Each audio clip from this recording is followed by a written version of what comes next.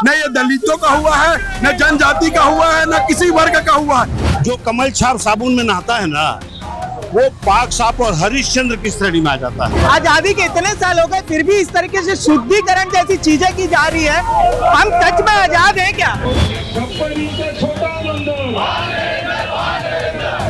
संघ ये बताए 100 साल में एक भी SC ST OBC का व्यक्ति क्यों उनका सरसंघचालक नहीं बन पाया। तो इसकी कड़ी निंदा कर रही है ना कहीं ना कहीं। देखिए भाजपा कड़ी निंदा कहाँ कर रही है।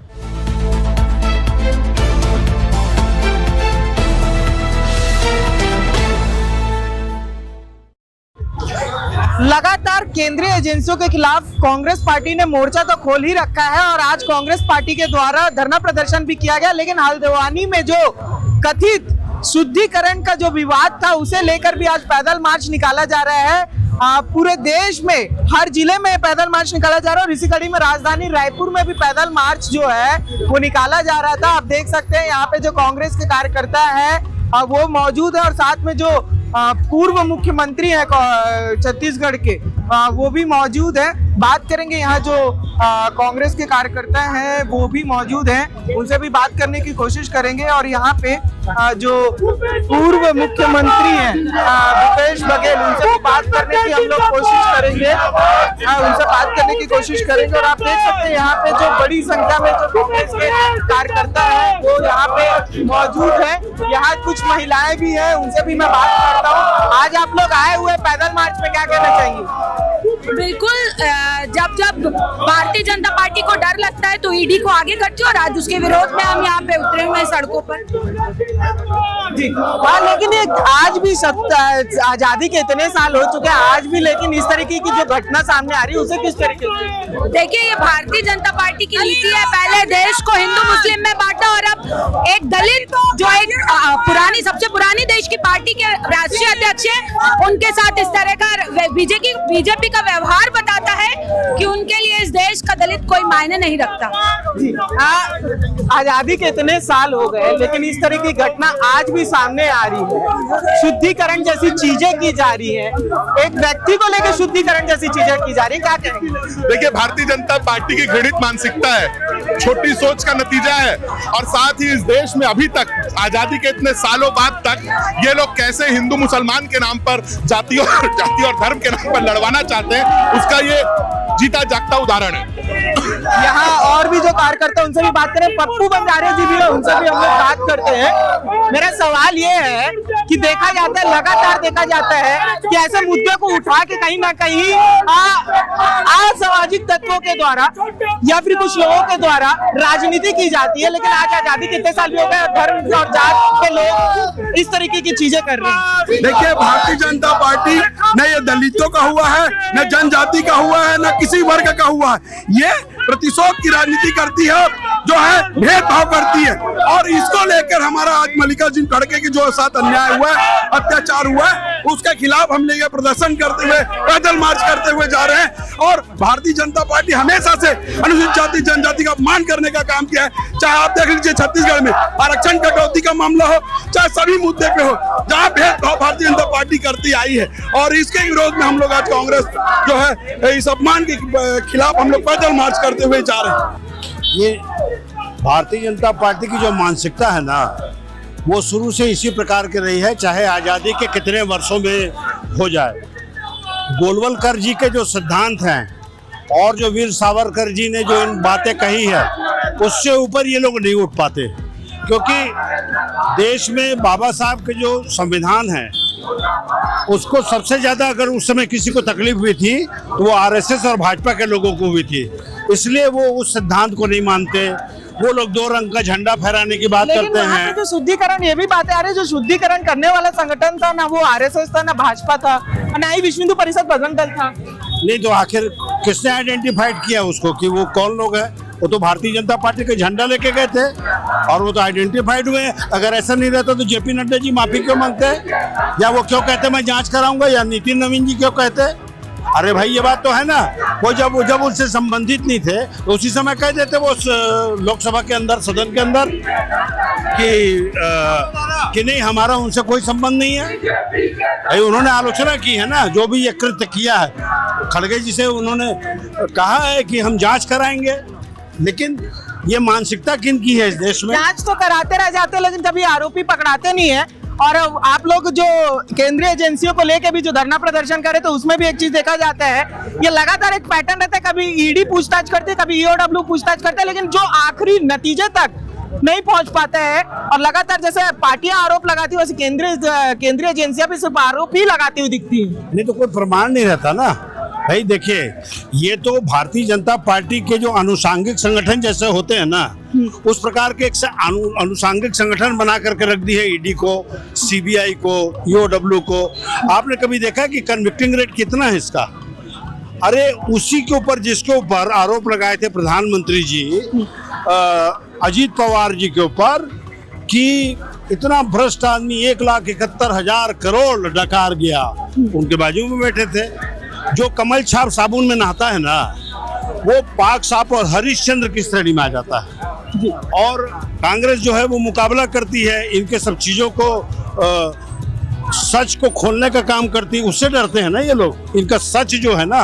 अब आप देखिए कि भारतीय जनता पार्टी को आज कितने मुंह की खानी पड़ी कि उनका एक राज्यसभा सदस्य जो वेस्ट बंगाल का था, जिसने सुभाष चंद्र बोस जी के बारे में टिप्पणी कर दी, उन्होंने आज़ाद हिंद फौज के बारे में, और वो राज्यसभा के भाजपा के सदस्य हैं, और उनको नीचा आज देखना पड़ रहा है भारतीय जनता पार्टी के तमाम लीडरों को। और वो बोल रहे हैं नहीं, उनको जो इनाम मिला गया उसको वापस ले रहे हैं हम। तो यहाँ आरएसएस में मोहन भागवत जी अलग बात कहते हैं, अतुल नेमिया जी अलग बात कहते हैं। इनसे भगवान बचाए झूठे और इस प्रकार की बात करने वाले लोगों से। जी बिल्कुल। और बड़ी बात यहाँ पे जो है प्रमोद दुबे जो रायपुर के पूर्व महापौर हैं, उनके द्वारा कही गई है। और भी जो कांग्रेस के कार्यकर्ता हैं, उनसे भी हम बात करने की कोशिश करेंगे। प्रदेश के पूर्व मुख्यमंत्री भूपेश बघेल भी मौजूद, उनसे बात करते हैं। सर, आजादी के इतने साल हो गए, फिर भी इस तरीके से शुद्धिकरण जैसी चीजें की जा रही है, हम सच में आजाद हैं क्या?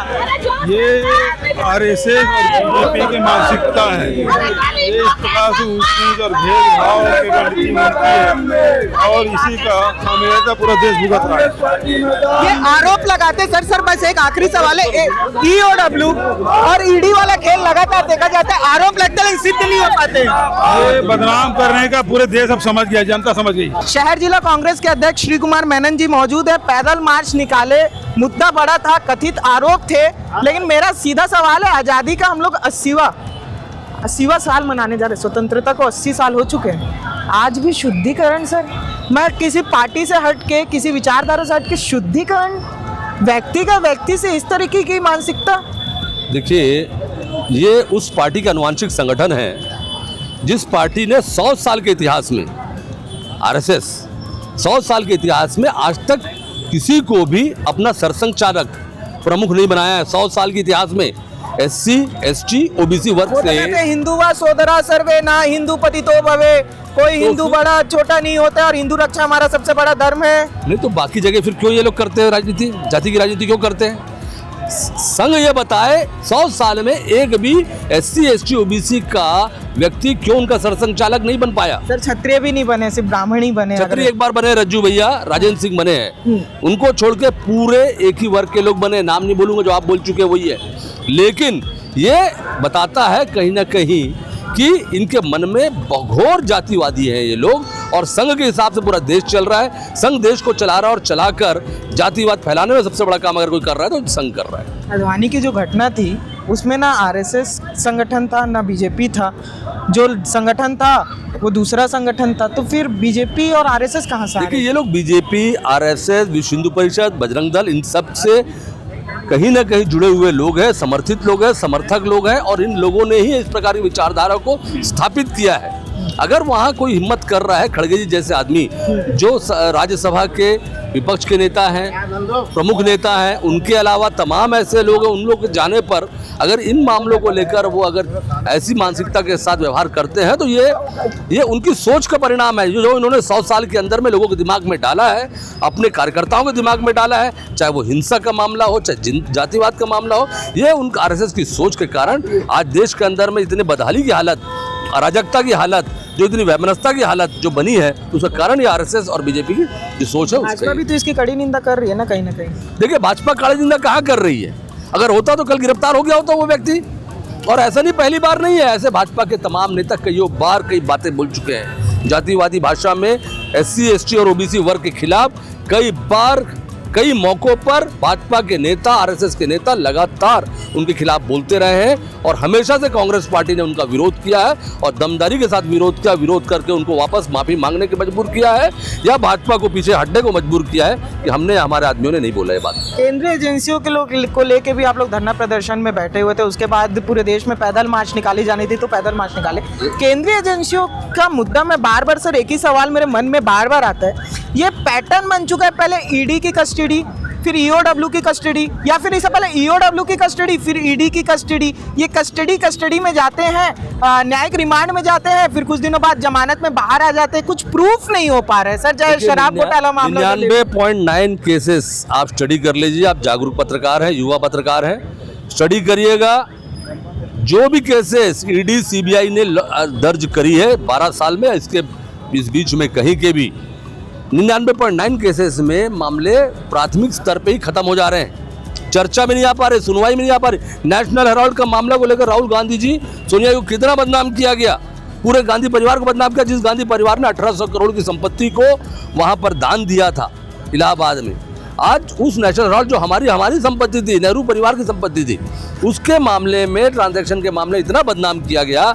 लेकिन जब वो केस कोर्ट में जाता है, पहली बार जब पेशी होती है, कोर्ट जब जज देखते हैं, साफ मना कर देते हैं कि ये चर्चा योग्य नहीं है, ये सुनवाई के योग्य नहीं है मामला, ऐसा करके उसको पहले दर्जे में ही हटा दिया जाता है। ये साबित करता है कि जब 99.9 केसेस राजनीतिक उद्देश्यों को लेकर, अगर बदले की भावना से, बदनाम करने के उद्देश्य से अगर ये लोग लाते हैं, तो उसके कारण ये परिस्थितियाँ बनती हैं और इसलिए ही केसेस खत्म हो जाते हैं। आप याद करिए ना, 2G 3G 4G, Colgate, spectrum, क्या क्या मामले, कॉमनवेल्थ गेम, हर मामला का मामला कब तक चलेगा, क्या लगता है? आप देख लीजिएगा, साल 2 साल में वो भी खत्म हो जाएगा। और ऑलरेडी उसमें जमानत कई लोगों को मिल चुकी है, उस मामले में कई लोगों को जमानत मिल चुकी है। लेकिन ये ध्यान भटका, जेनजी के द्वारा जो आईना दिखाया गया दिल्ली के अंदर में, उससे ध्यान भटकाने के लिए आप स्टडी करा लो।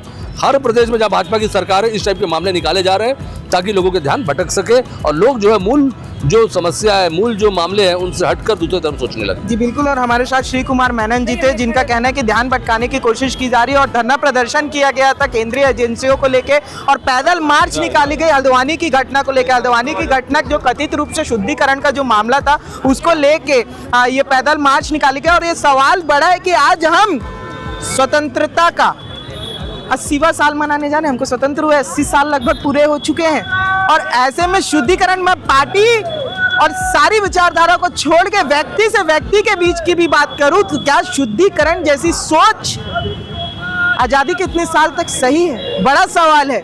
वीडियो जर्नलिस्ट नवाज अहमद खान के साथ मैं राघवेंद्र पांडे, निशानेबाज न्यूज।